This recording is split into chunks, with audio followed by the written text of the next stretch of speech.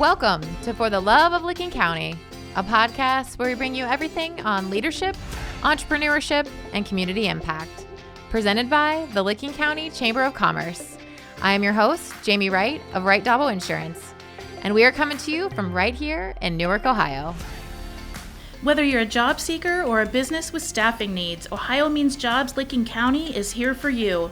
Our center is fully equipped and expertly staffed to help you with your employment and workforce needs. Stop in and see us at 998 East Main Street in Newark or call us at 740-670-8700.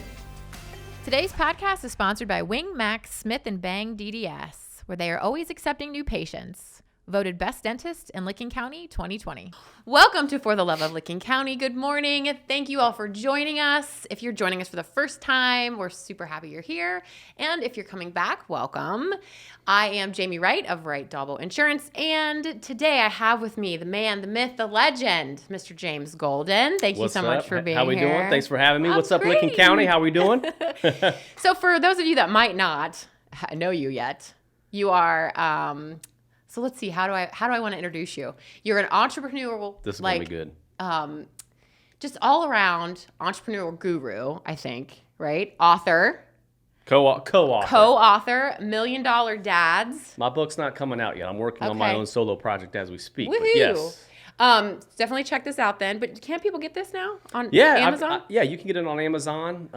Since it's a co-authored situation, I've got a direct link where you can save some money. Okay. And I like to go ahead and put a little couple words in there of inspiration for anyone that buys the book off me direct. So happy to do that. We can share that later. Yeah. We'll Absolutely. tell people how to get there. Yeah. And so I looked up your bio, and because I was just going to say CEO of PMG, Pavement Management Group, but you say that you are a pavement management, what's the word?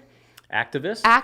Yeah. So, obviously I'm the founder and CEO of Pavement Management Group. PMG, it's a pavement management consulting firm. Mm-hmm. I won't go too into my backstory right this second, obviously, but, I started my company about 10 years ago. Facebook said last week it was 10 years, so that makes it official. Congrats. So thank you. Founder, CEO, but now as I'm kind of more in that CEO role, I've got a great team behind me. Yeah. We're growing our product, our services nationwide. I'm really more into the activist side of things. So I think a lot of us as entrepreneurs and business owners, we start with our why. Right. What's your why? What's your passion? You get to this point where that's just really not enough anymore, so you had to come up with purpose. Uh-huh. I had to kind of find out what my purpose was. And that really is all about maximizing, taxpayer dollars and optimizing road conditions. And how do I do that? It's through activism. Okay. It's through activism. So that's kind of what it's all about at this stage for me. Okay. So would that be like another kind of form of like strategy? Oh, absolutely. Okay. 100%. That's what I was thinking. We can talk about strategies all day. Okay. Yeah, I've got plenty of them. I like to share them. I think that's probably the other half of my life. Yeah. I resurrected JG3 Consulting. Mm-hmm. That was my initial business name because I'm James Golden III. Yeah. So JG3 was kind perfect. of a cool name. It kind of became a little bit of an alter ego, to kind of get me out of bed every day. I had a lot of stuff going on in my life at the time when I started the business 10 years ago. And it is what it is. But, JG3 Consulting was my first crack at it. And I was really just a solopreneur 10 years ago. I was able to leverage a unique skill set that I had and take that to the market, and test it out a little bit and kind of go from there. So, and going from there, Mm-hmm. you are also a podcast host, and you're also a business coach, right? Exactly. That's the second half of that with JG3. I kind of resurrected that to be more of the coach and consulting side of the house. At PMG, we're doing well. Again, I've got a great team there. I'm able to do, it's kind of like a side hustle in a lot of ways. Mm-hmm. So I've resurrected that so I can kind of help business owners, high performers, just what you just said. How do we maximize your total value? Right. You know what I mean? Right. I was never one that was into coaching and things like that. I was kind of stubborn with that. Hey, I know it all. No one's going to know my business better than me. And man, was I wrong. It took me about 7 years before I figured that out. I went down that personal development, leadership development route only about 4 years ago, believe it or not. Really? I'm going to be 43 years old this year. Uh-huh. I would love to say, I came out of the womb, leading ready. No, I was not. I had to kind of create this. I feel that. And I think a lot of us can identify with that. But the bottom line was, I had been pitched on like coaching and mentorship and things like that. And like, I'm good. I can do this on my own. Why would I pay a coach? And then just something hit me one day. I don't know exactly what it is. I can't put my finger on it necessarily. Okay. I think a lot of it was where I was at in my life. I said, you know what? I mean, I played sports growing up. I had coaches. They absolutely helped me to get better. I didn't do it on my own. Right. You know, my dad was a little bit of a coach, right? As a father, you know, my mom, you know, people in my community. I was like, you know what? Maybe I should look into business coaching. And I did. And I actually have a one-on-one business coach right now at PMG. And what I've learned is most successful, highly successful individuals, they have all had coaches. You know, I mean, Tom Brady's a prime example. The man's 42, 43 years old, just won another Super Bowl. Yeah. Millions of coaches out there he's working with, you know what I mean? So I'm able to do that now. I'm at a point in my career, 10 years in business, you know, father to 5 kids, you know, big old blended family. I've got a lot of life experiences. And this wasn't something I woke up one day and said, hey, I'm going to go do. I had people kind of reaching out to me. Hey, can you help me here? Can I pick your brain is the biggest one, right? And pick your brain turned to, sure, you can pick my brain for about $100 an hour. Yeah. You know, and then that kind of evolved into, hey, let me create an offering to really help you. Because I think that's what it's all about. You know, you mentioned the word guru, and that's kind of synonymous in the space with coaching and consulting. There's so many out there. I think the pandemic probably wiped out a lot of them out. It just kind of is what it is. Because if you really haven't done anything, how can you truly help maximize someone's true potential? Whether it's their niche, their business, their industry, whatever it is. So yeah, I've been doing that now a little bit on the side with JG3 Consulting. It's really where my passion and purpose really lies. So my goal is to take PMG. I've got a specific goal in mind with that over the next 3 to 5 years. Okay. So that I can eventually, not necessarily maybe exit the business. Okay. Or sell it, but kind of tap out of that side of it, maybe just be like a board of directors and kind of help lead and guide, you know, from that perspective, and go all in on this side of the house. So. But isn't it great, though, how PMG provided that opportunity? I say that all the time. Yep. With the agency. Like, it's provided so many opportunities. It provides those opportunities, and I'll tell you, because you've probably experienced this, you've been in insurance most of your career. 19 years. 19 years, see? Pavement management, 22, 23 years, right? And I have those times, I call myself like the ADDpreneur. Like, I want to do more. What else can I do? What else can I do? You know, I started a consulting company called Cloud9 just a couple years ago. Little IT consulting, you know, taking my experience, my background, helping others kind of build a platform. Man, what a bad move on my part. I serve those customers very well, don't get me wrong. I'm only down to like 2 clients with that. But I was taking time out of pavement management group. I felt like I was cheating on my business. Yeah. I think a lot of us can identify that because it's like, oh, I want to do more. I want to do more. And that was a learning lesson. And that's actually when I hired my first business coach, Jamie, to be honest with you, because he was like, wait a second, you did what? He said, look, clearly you have other aspirations and passions. How can we leverage PMG to provide that for you? Boom, light bulb. I'm like, I didn't think about that. At that moment. I just didn't think about that. So now there is that passion there because I kind of found my purpose with PMG, you know, and how I can help, you know, taxpayers, city engineers, public works directors, our cities. Yeah. And I can have the same type of role in the coaching world as I have at PMG. Activism, impact, all those things. Well, and I think that's why you were chosen for this topic that we have today, which is imposter syndrome. It's a good one. Because all of those experiences, I mean, it's so strange to me. And I do want to let people know how I've come to know you. But when I didn't really know this term. And then when I started to research it, it was like, oh my gosh. I've been experiencing this for years. I don't even know how long. And then I started to remember the moments that it happened to me, which was profound, I think. And then I started to do more research. And I'm not going to obviously talk about all this stuff, but I just personally, I was taking pages and pages of notes on this topic because there's so much content out there available on this. Yep. And so I guess loosely defined, I'll go ahead and just say that imposter syndrome is doubting your abilities or feeling like a fraud. Yep. And so I think, and I was doing more research, it's like 70% of people have this syndrome or have experienced this in their life. So this is a really great opportunity, again, like we were talking about, to kind of dive into this, especially with you, which I think this is a perfect topic for you. But I do want to let people know how I came to know you a little bit. So my very first experience, and you don't know this. I don't know. My very first experience with you, it was a local leaders breakfast, and you were one of the speakers. Do you remember this? This must have been like 3-4 years. I don't even know. Maybe loosely. Yeah. Okay. And you started telling your story about how you didn't originally grow up here in Lincoln County. Yes. Okay. And so I also grew up on the east side of Columbus as well. And I was like, oh, wow, that's interesting. And then you said how you opened up your business and some of the strategies that really worked for you. And I was like, I'm in the middle of this right now. So I was really, really feeling that story. And so that's how I first came to know you. That's great. And I heeded your advice absolutely from that breakfast, that conversation that you had. And then I was in leadership class last year, and we invited you on, and Ryan got a hold of you, and you came on and talked about, it was just the business and industry group. Mm-hmm. And so for me, this was the moment that hit me, like that light bulb moment. I have heard so many different times in my life this statement, but for whatever reason, when you said it that day, I was listening. It just hit. I was listening. And I asked some question about, what advice would you give to people that are entering, like young professionals that are entering into this entrepreneurial world, or what advice do you give somebody that wants to start a business? And you said, you get comfortable being uncomfortable. Yeah. And again, I've heard this term so many times in my life. It gives me goosebumps. Yeah. Even now. I mean, but for whatever reason, it made sense to me in that moment. So I have to thank you for that, for sure. My pleasure. Yeah. That I can, can impact any way that I can. Yeah. So that's great. So, and then we co-hosted the Beer and Wine Fest as bartenders, and that's when you got to know Eddie, and I got to know your Jamie. Yes. Yeah. And that was so much fun. We've connected ever since then, and so it's been really fun to get to know you and watch you on Facebook, really. I'm out there. Yeah. Yeah. I might not be on your for social everybody, media but pages. I'm out there.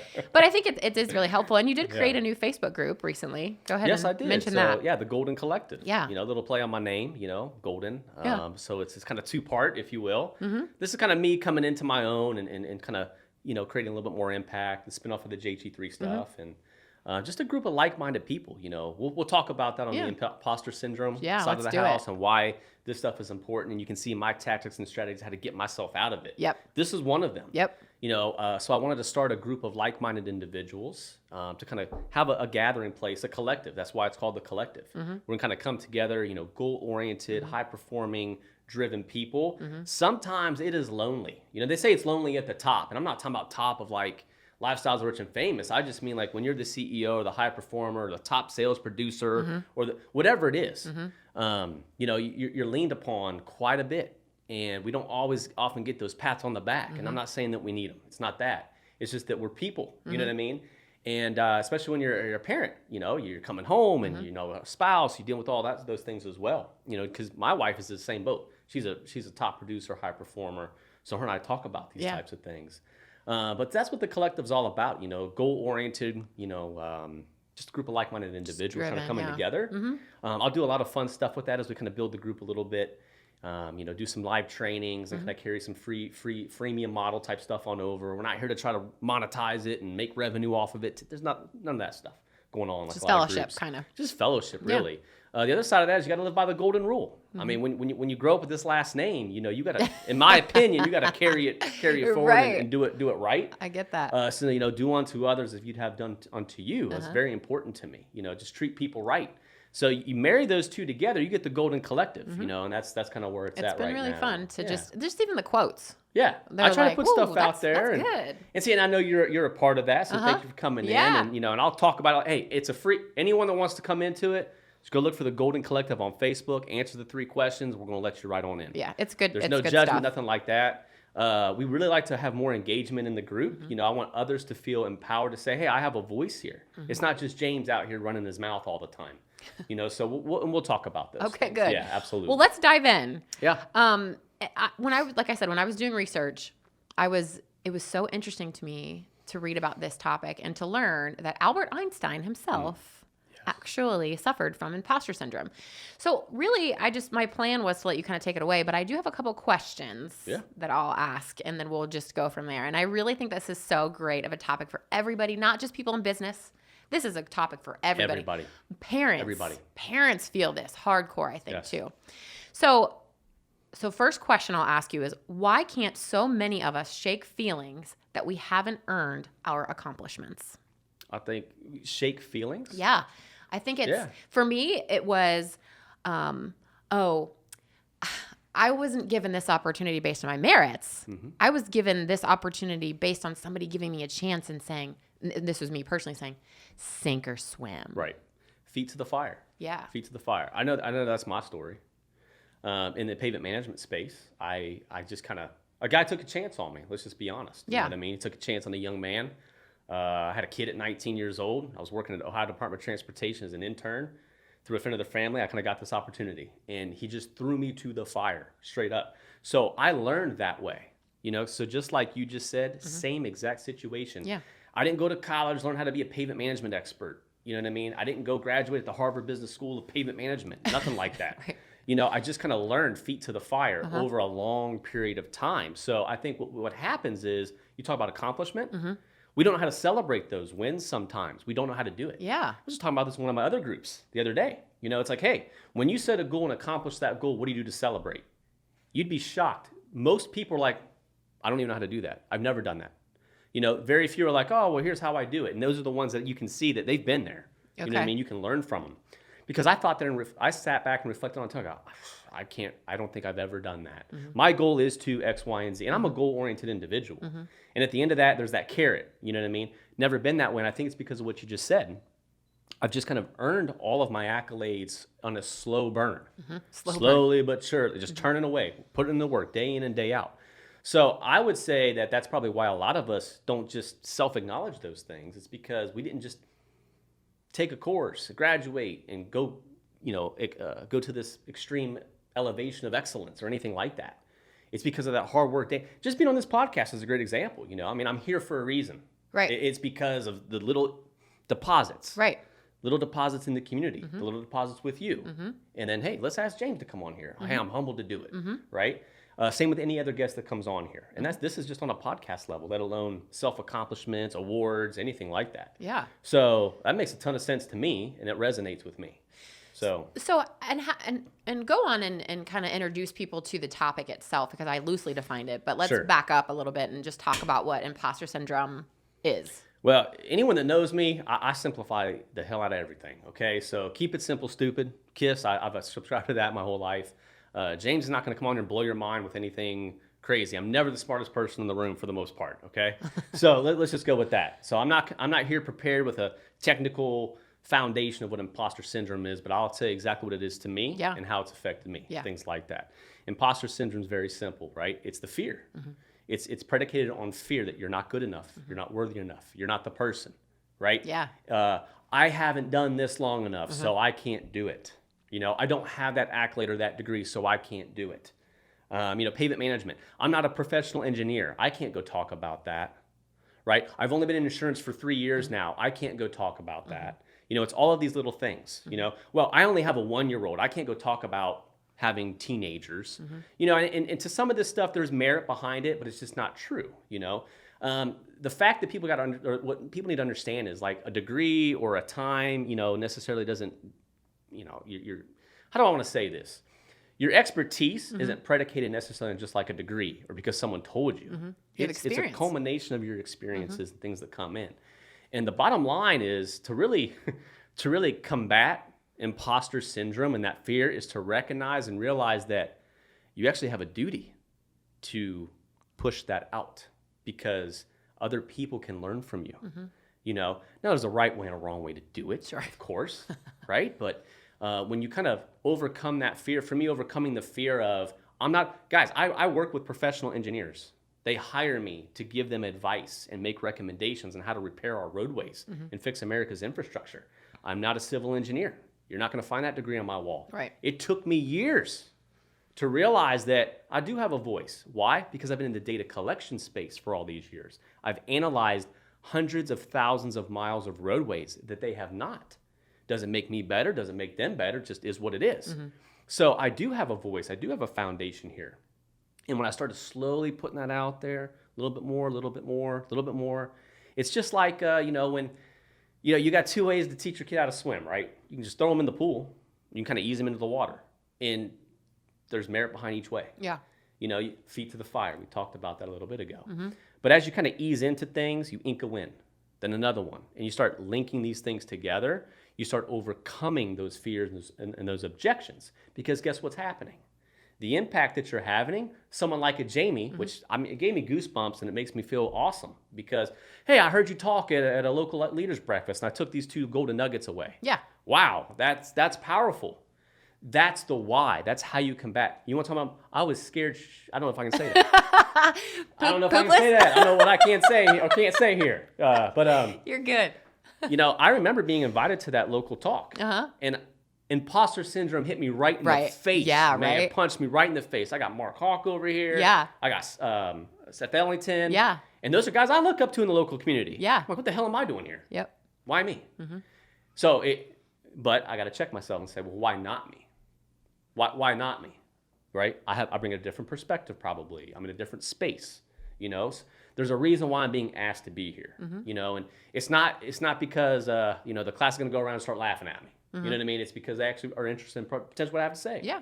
So those are some ways that you can kind of get over your imposter syndrome and kind of hopefully that kind of defines what that is. It's really just those fears and objections that you're not good enough.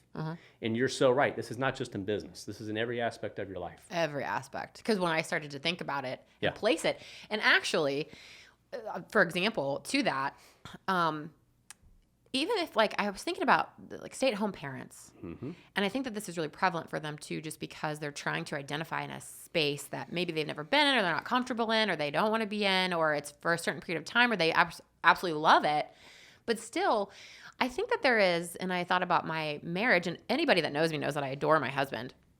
But there's times when I'm like, why did you pick me? Why did you choose me?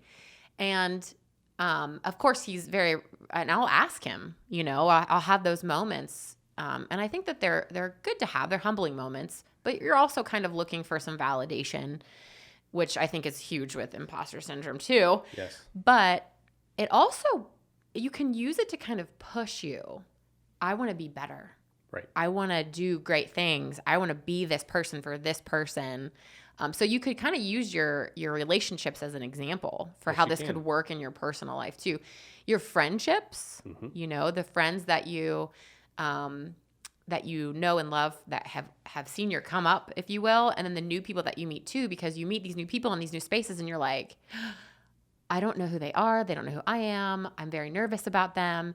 And then you can kind of, you take what you just said, you push yourself and you get to know these people and build these relationships and I we'll get there too, I think, but I don't really think that there's a way to completely wipe this out. I think it's kind of always with you. It's always there. How you it's always there. Deal with it. I mean, even a lot of my mentors and I'm around a lot of high performers and a lot of high earners in this day and age. Like I said, my goal is usually I don't want to be the smartest person in the room.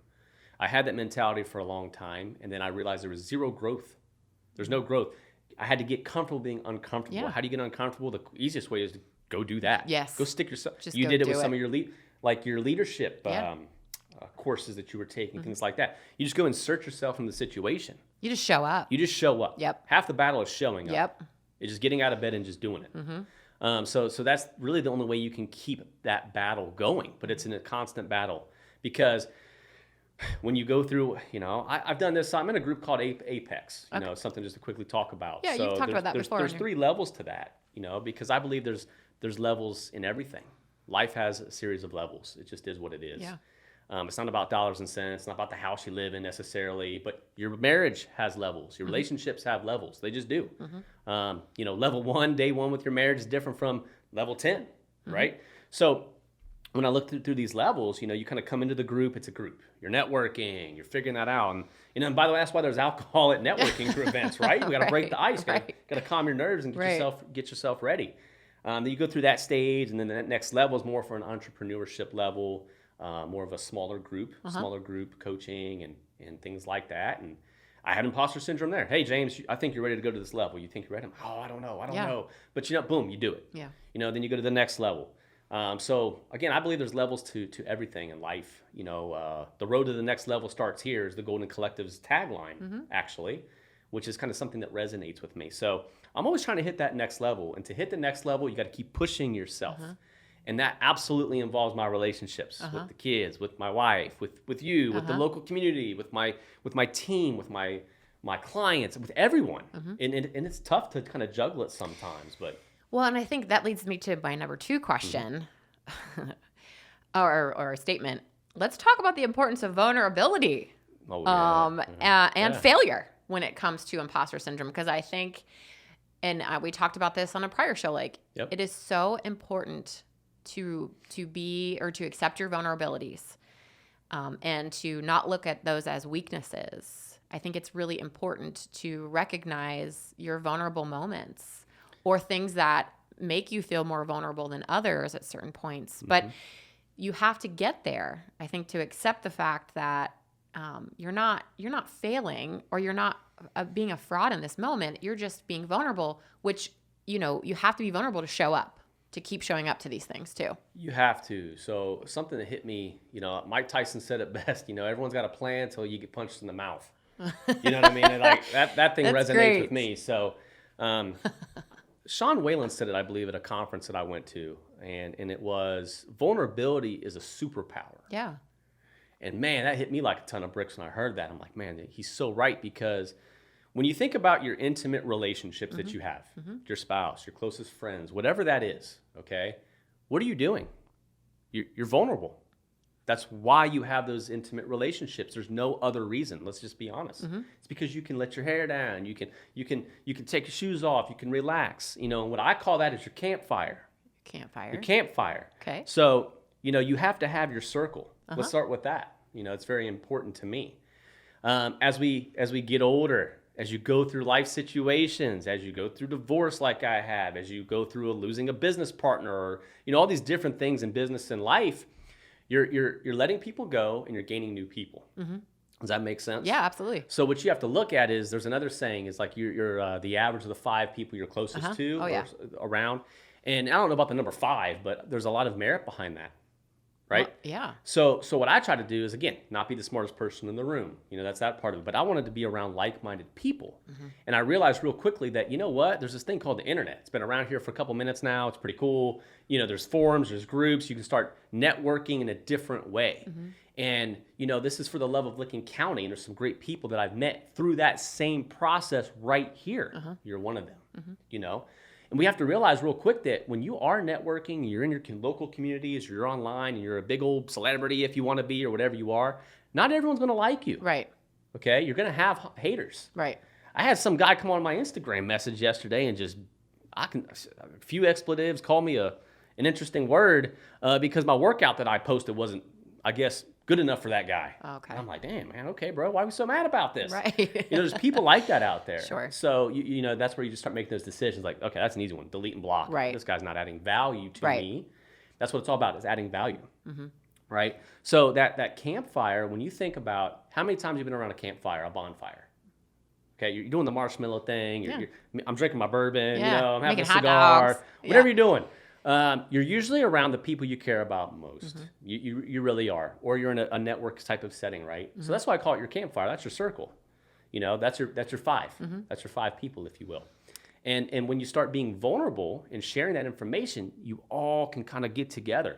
And guess what? When you start doing that as a I'll just say a business owner for right now, other people out there are like, wait a second, this guy's not talking about paving roads. He's just talking about the situation he had at work yesterday. He's just talking about what it's like to have a teenage daughter or whatever it is. Or, man, I didn't know that guy was divorced. Man, I've been divorced. All of a sudden, you start talking on a different level. You're connecting on a different level because you're being vulnerable. Absolutely. That's how that can be a superpower, right? Because you get to be you. Right.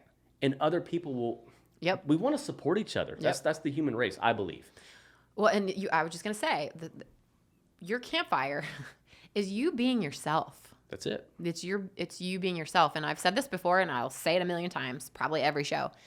But if you could bottle up your authenticity, people would buy it. They buy it. I mean, that's a huge market. And the easiest way to bottle it up is go be yourself. Yeah. Go be yourself. So there's so many, especially in my local community here, there's so many people I look up to around here that have great things to say. They're doing great things. I want to see them do more online because they can have more impact. And maybe they don't realize it. And maybe they're battling imposter syndrome. Yeah. Like, well, I don't know how to get on a camera like James and do that. Right. No one wants to hear me talk about insurance Yeah. or real estate. Yes, they do. But more importantly, it's not about the real estate or the insurance. It's like, man, how does Jamie run an insurance firm with a husband and a dedicated marriage and the children? That's what they're interested in. Right. They don't care about the insurance. And that's so, you know what I mean? Yeah. I mean, you just hit the nail.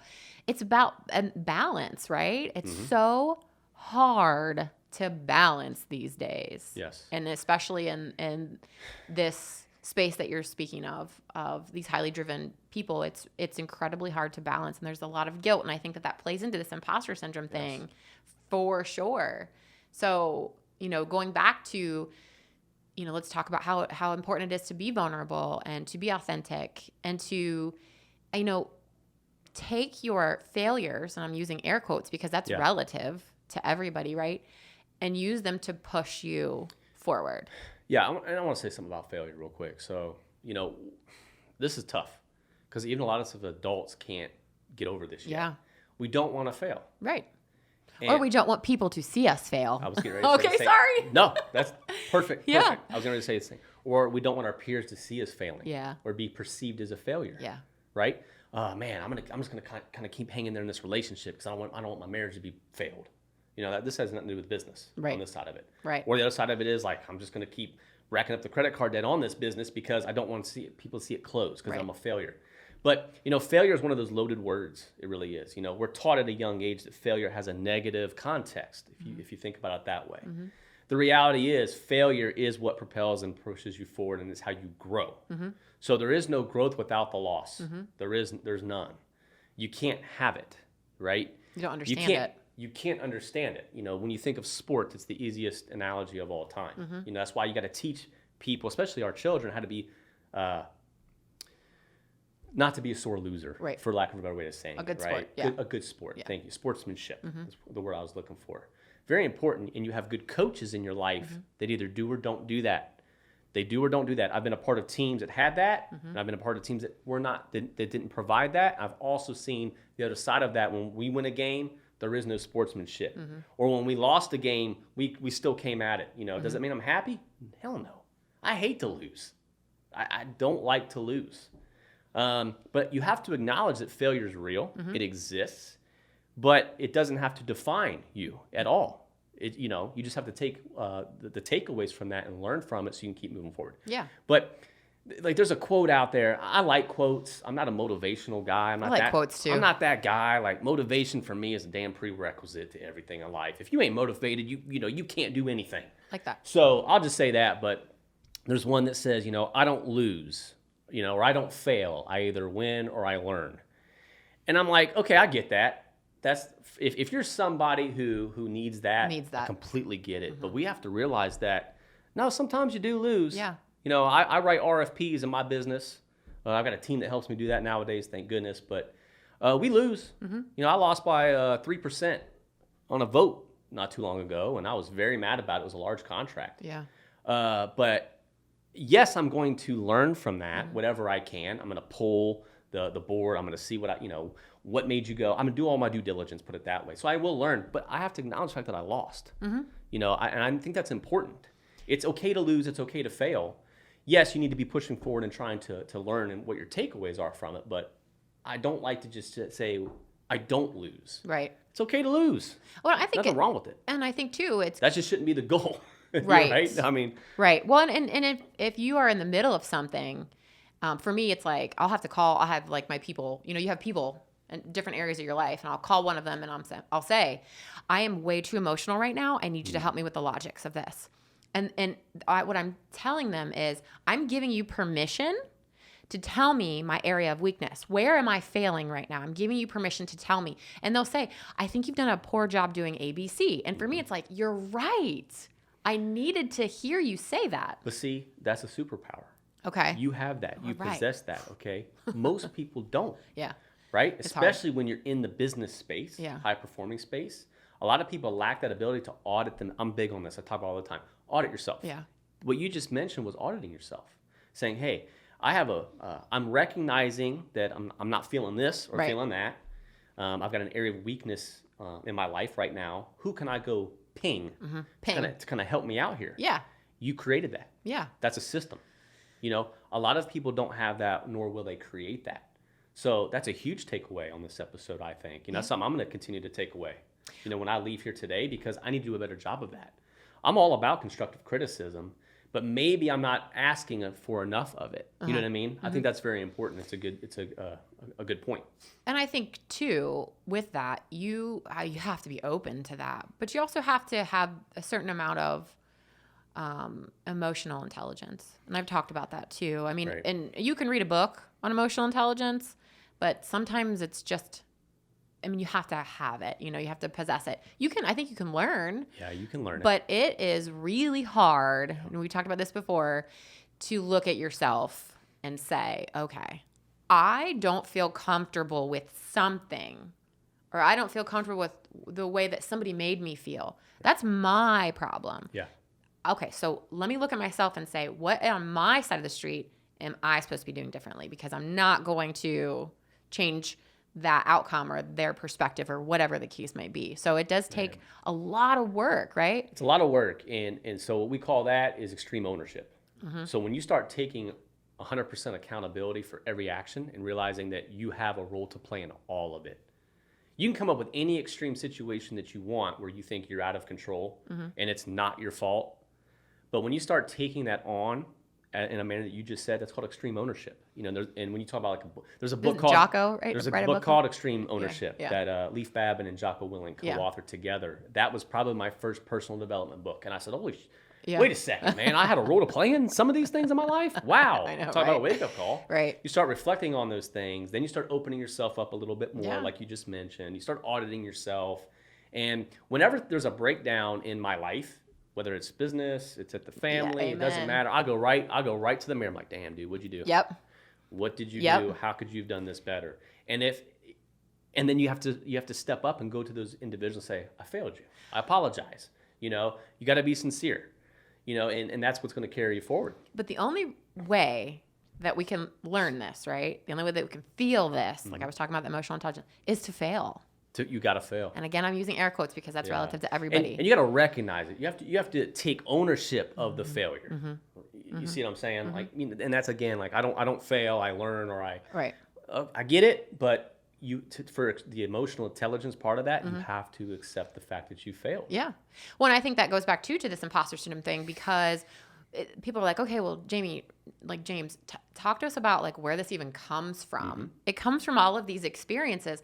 It comes from that example that you gave about losing or sportsmanship. Because if you have a coach that doesn't foster good sportsmanship and only values winning, that's where that stuff happens, I think. 100%. Something that's real relevant right now that just happened is, I don't know, March Madness is going on. It's about over, right? Ohio State was highly ranked, number 2. They got smacked in the mouth by Oral Roberts. Okay? I don't know anything about this. So. Perfect. And that's fine. Some of y'all probably do. Right. You go into the locker room of that university at that point in time versus Ohio State, I guarantee there was no imposter syndrome. Okay. They felt, hey, I don't care if I'm a 15 seed. I'm here. Right. I had the right to get here. I'm here. That's culture. That was created. That's a winning mindset. Yes. 100%. Yes. Where even those that are at the top sometimes, they don't have the culture. That's what the difference maker, in my opinion, can be. It's really as simple as that. There's a program on Netflix called Last Chance U. There's a football version of that with 3-4 seasons. There's also a basketball version that just kind of came out.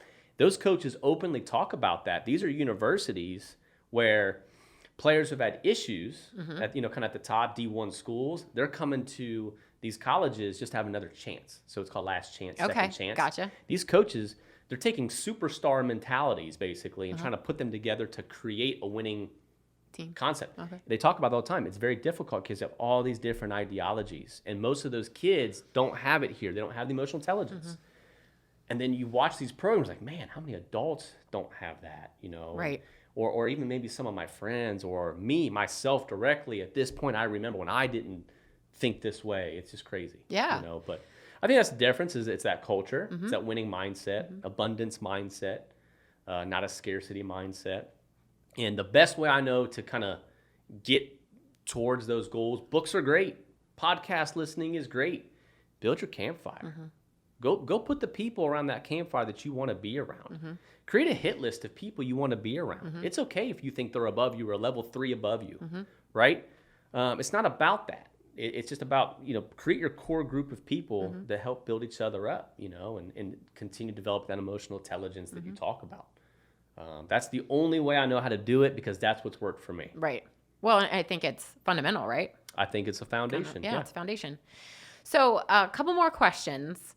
And this is kind of like what we were hitting on a little bit about, putting yourself out there on social media. But do you think that social media makes these feelings more distinguished? These imposter syndrome? Yeah, so it depends on which side of it you're on. Okay, explain that. So if you're me, there was a point in time where I looked up to individuals. Why do we go on social media? Let's just start with there. I'll ask you to see what your answer is. Why do you think people go onto social media?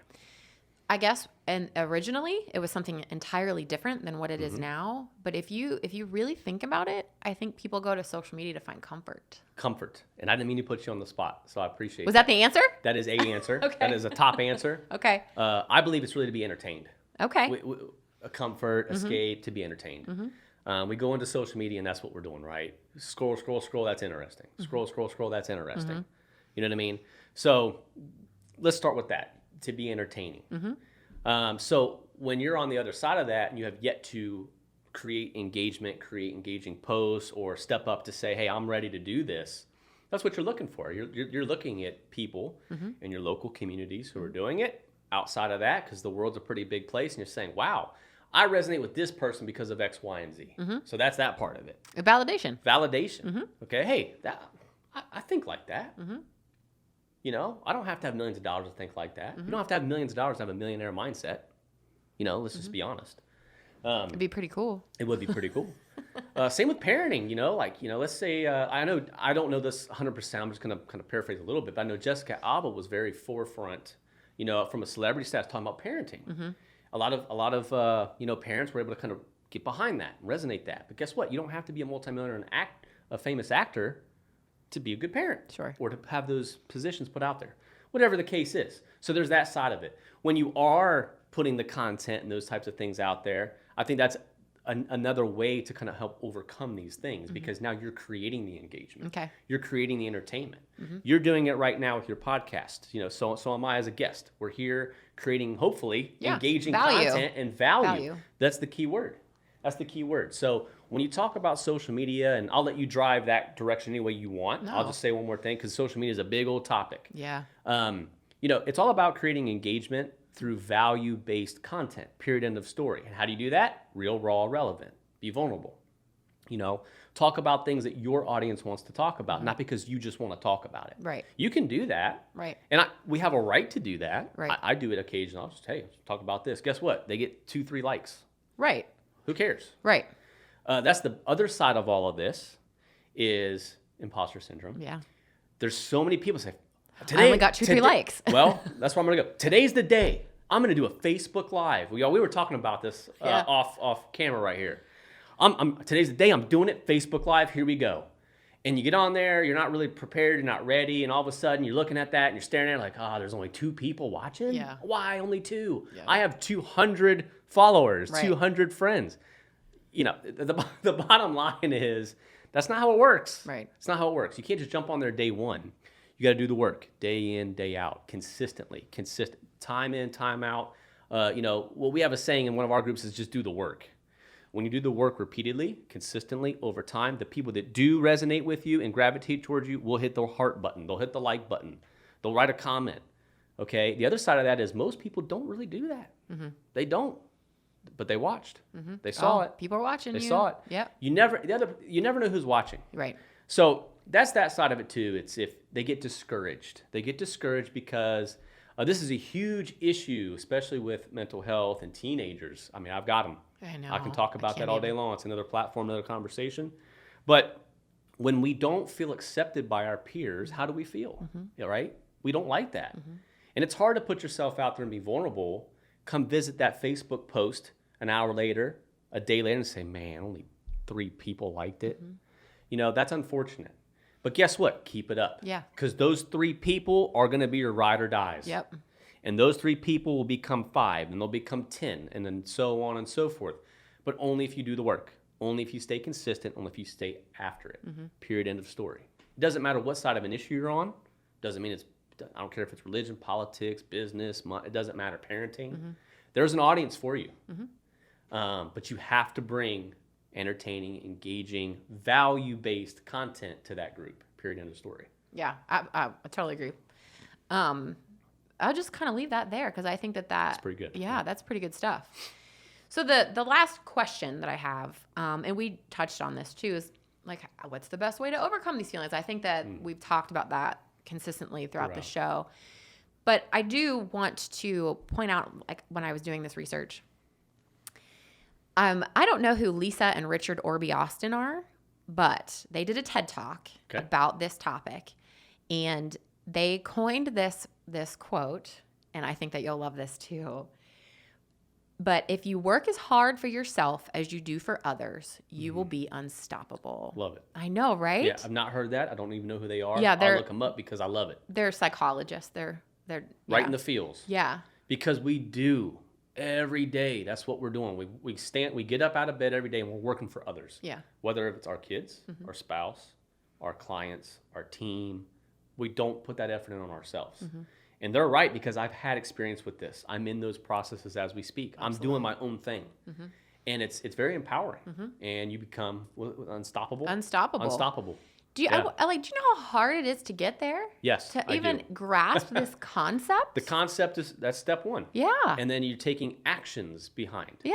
So like, just real quick, the one reason, like the Golden Collective, you know, there's a couple plays on that. The obvious is goals, right?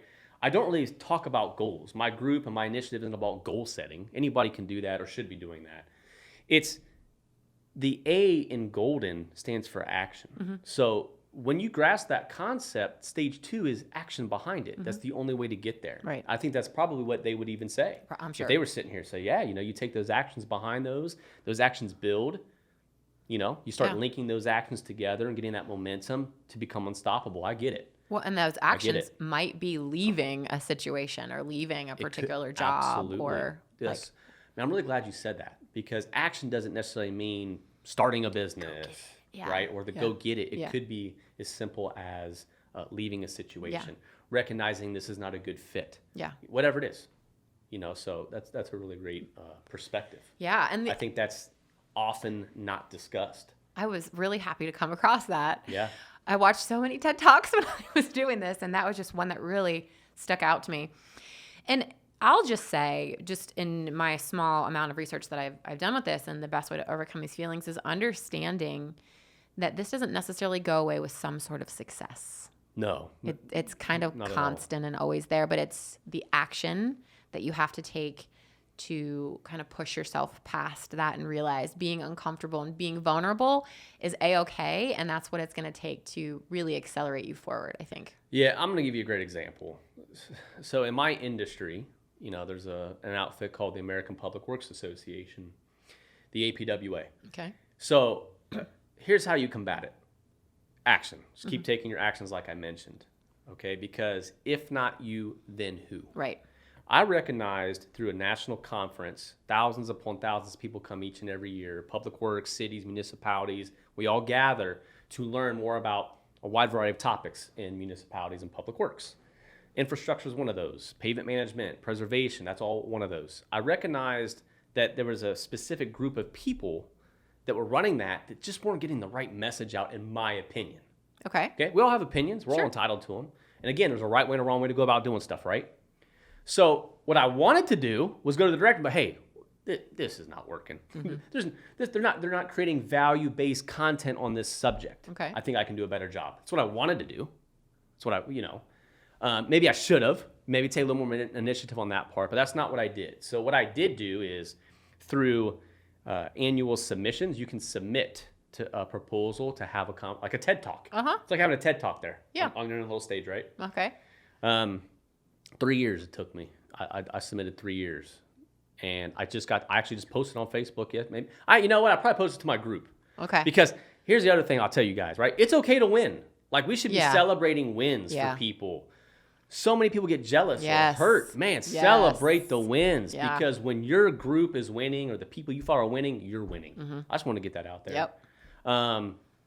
I celebrate this with my one of my groups because I was finally selected to be a speaker Congrats. at this event on a national stage. That's awesome. It took 3 years of submissions. It took 3 years of showing up to the damn event. It took 3 years of just putting my own content out there before whoever is in charge of looking at those proposals and say, yeah, that gotta work. Yeah. Finally saw me. Finally got it. And now guess what? I'm going to go do what I'm going to go do best. I'm going to go talk about my topics. I'm going to be an advocate for an activist for pavement preservation, preventive maintenance, and pavement management. How do we fix America's roadways? Follow the blueprint. Here it is. It's not about me and my business. It's above and beyond those things. That's what being value-based is all about. Yeah. So that's how one way I've overcome it.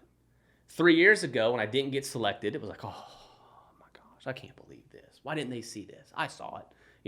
So you get defeated a little bit, but no, just step back up to bat and hit another one. Yeah. You're like, this is going to make me so uncomfortable, but I'm going to do it anyway. Do it again. Yeah. It's that uncomfortable part of Yeah. it. So when that email came through, it was like, yeah, I did it. I did it, man, and I wanted to celebrate that within myself. Sure. But again, it kind of also goes back to some of those things we were talking about. There was no goal behind that. If I get this, I'm going to go do that. I don't know how to celebrate those things often. So when I say celebrate your wins, maybe just be open to sharing those and recognizing that someone's doing okay. It's great. You bought a new car? Congratulations. That's awesome, man. You know what I mean? It's about celebrating those things. But realizing, I said it earlier, it's consistent day in and day out effort. I'm pretty active on LinkedIn from that perspective on pavement management. It took 3 years. I just taught at Ohio State University last week as a guest professor on pavement management. How did I get that? I didn't go call somebody and say, hey, you think I could do? I mean, you can do that, by the way, absolutely. Take action. Sure. But taking the small action route, daily deposits every day into your niche, your career, what your passions and your purposes are, they lead to opportunities. They just do. You get to decide if it's a golden opportunity for you or not. Yeah. And consistency doesn't necessarily mean you're posting content every day. I mean, no, it does not have to mean that. Yeah. It can mean a lot of different Absolutely. things. Consistency is consistent. You know what I mean? If you want to, I would recommend a consistent schedule for the social media side of all this. But if you got young kids, it's tough. And there's a way to combat all of these things. Sure. So that's a different show for a different day. It really too, right? is. I live by the FYE mentality, and it's forget your excuses. We'll just say that. And there really are no excuses when you think about them. That whole adage, where there's a will, there's a way. Right. Yes. If you can't say I don't have time to post every day on social media. You do. It's not a priority. Right. And that's okay. Exactly. Not a priority. But if it's not a priority, then that's not going to help you, get you further along. Yeah. Just recognize it for what it is. And that's it. That's about all I have to say on that. I mean, I think I had Mark Hawk on here. Yeah. Recently, right? Yeah. Last month. Rev Local. They'll solve that problem for you tomorrow. Yep. Right? James Golden, JG3 Consulting. We'll create a strategy, content strategy, where in a time block once a week, you can schedule all your posts. I mean, there's ways to do all of these different things. Yeah. You got to be a little creative, think outside the box, or. Well, to kind of make that full circle. Yeah. To end this topic, to come back full circles, to say, it's okay to ask for help. Yes, please do. With different areas of your life. Yes. It's okay to feel this way. You're not alone. If you're posting your successes and your wins, somebody else wanted to, and it gives them validation and permission. That's so right. Just full circle, be yourself. It's okay to ask for help. So leave us with something. Give us a nugget, if you will. Anything else that you want to just drop here, or anything else you want to talk about before we take off for the day? Man, I'll talk all day. I know. That's dangerous. Don't open those waters for me. I just didn't know if there was one specific thing that you wanted to make sure that people heard. Sure. I'll leave you all with one thing, and my kids are going to roll their eyes if they're not going to watch this. But, this is my signature tagline. It's dream big, work hard, become legendary. Those three things are three different impactful meanings for me in my life. Obviously, be a visionary. Think about what you want. Chase your passions and dreams. You're never too old. 43, 63, or 13. Go do you. Don't be afraid to be you. The second part of that, work hard. That's the stuff that we're really talking about at the meat of all of this topic today is do the work. Take consistent actions behind those dreams that you've got, and you will get there. And that's not just tangible stuff, but that's No. emotional work. That's All of it. It's all emotional the work, personal Yeah. development, Yes. leadership development, Yes. relationship development, all of these things. I hate to say this, they're all correlated in 2021 and beyond. You can't just be the business owner over here and the husband over there, and I'm going to be the dad over there. I'm getting off topic just for a sec, but you mentioned work-life balance. Yes. Balance. It's kind of in the book. That's part of the title, where 7 different entrepreneurs have their account of this stuff. Here is a news flash. There is no balance. I know, There right? is There's balance none. means what? This weighs the same as this. Yeah, right. Doesn't It doesn't exist. exist. What you need to do is you have to go all in your moments. When it's time to be Jamie the wife, all in. You do it. We watch you do it. We try to do it in our relationships as well. We met you on a date night. Yeah. You were on a date night, I'm assuming. Yeah, we were. We were Couple on a- hours. We were on a date night. Yeah. Same concept. Go date your wife or husband, Yeah. people. I mean, go do it. Go date your kids. I got to do a better job of that. Yeah. Trust me. But anyway, I'm getting off topic, but go all in on your moments in your areas. That's how you can establish some balance. Yeah. Okay, so that's that. Love that. Work hard. Become legendary. That's a tagline off of Michael Jordan. Anyone that knows me knows I like bourbon and Jordans. I mean, he was one of my idols growing up. That's legacy. So why are we all here? What are we all doing here? Like, think about that. That's a big thing to ask yourself someday. What is your purpose here? Why are you here? When you're gone, what do you want your legacy to be? And when you marry those two things of your vision and your work ethic behind that to leave a legacy, I think that's pretty powerful. That's probably where you It's feel pretty comfortable, powerful. that Yeah. comfortable spot. Yeah, so that's a good takeaway. Yeah. For me. I love it. Well, Good. thank you so much. I have really enjoyed the show. Me too. It was a lot of fun. Quite a bit. We could go on for all day, but we won't. I'll have Jamie on my podcast. We'll do a part 2. We'll Let's find do some it. stuff. Let's do Absolutely. it. Well, please join us next month where we're going to have Dan Motor of Explore Lincoln County on. We're going to talk about some travel and tourism. I have got some serious questions for him about the future of travel, especially after a pandemic. So be sure to tune in. And then, please come back. We'll have you back on. We'll have some other really Happy to do it. fun Love topic. to do it. Yeah. As long as Amen. that audience thinks there's some value to be here, I'll show up. There's tons of every value day here. of the week. Absolutely.